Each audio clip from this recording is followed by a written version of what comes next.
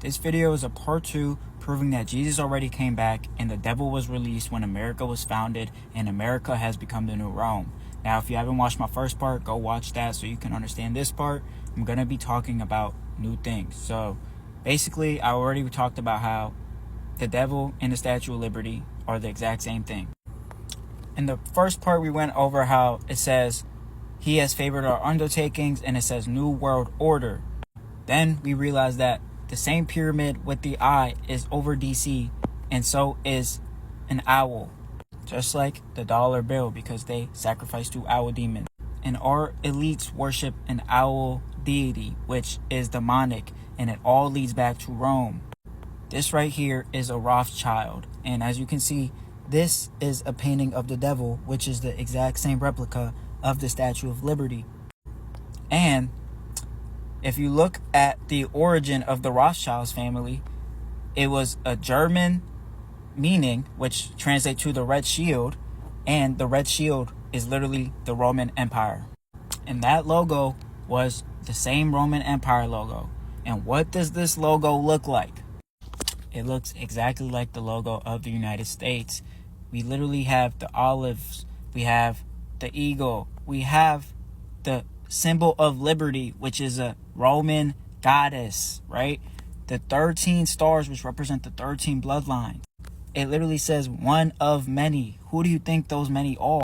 Those many are the 13 bloodlines, which are probably reptile or demons, right? Which is why it says one of many, which is also maybe a nod to Legion, which is the demons. That's also why the Statue of Liberty is holding Roman numerals, because that is when the beast Rome came back out. So why did Rome go from murdering millions of Christians during the 7-year war, which obviously was tribulation? Why did they go from murdering millions of Christians to now being a Christian empire for 1,000 years, just like Jesus rules 1,000 years? And then suddenly they stopped. And what did they turn into? It turned into the Roman Vatican, which has an obelisk, and it's the second tallest obelisk in the whole world. And the first tallest obelisk in the world is in DC, which obviously is Rome. So it's all connecting. And the Vatican has 53 miles of books.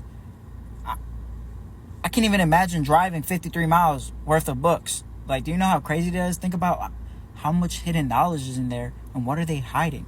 They're hiding the fact that Jesus came back for 1,000 years.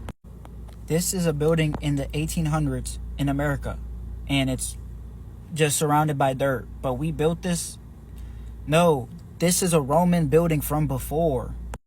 Like, if you take a look at these buildings in DC, this obviously, to me, like, if anybody's seen this building, it looks like a Roman emperor would have lived here during its prime.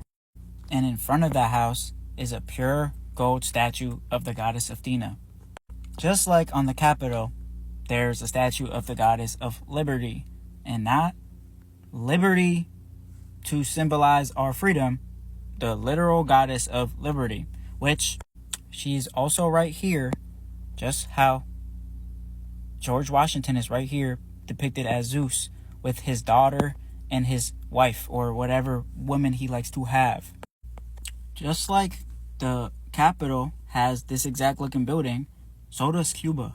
This looks exactly like the Capitol building, even down to the stones and how they're placed on top of the archways.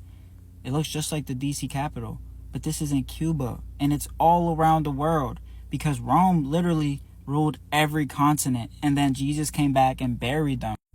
He buried them, and then all of a sudden, you get these massive cathedrals that we can't build today, and they had no power tools to build, and they're all dedicated to Jesus, and they were built in the 1,000-year dark ages. And the places like the Palace of Versailles have beautiful art depicting angels and saints on earth and beautiful art, and they all have no bathrooms. It's because this is where the saints lived, right? And they didn't need the bathrooms because they had glorified bodies. They didn't need to eat. They didn't need to do human things. So, as you can see, Rome was buried. Then the 1,000-year reign of Jesus, which is why the Byzantine Empire happened. Then the devil was released, and all these people took over the buildings, which is why they say founded right? And now we're in the new Rome. So, if you want to know what happens next, just go watch through the playlist if you've made it this far. And if you think I'm wrong, just let me know.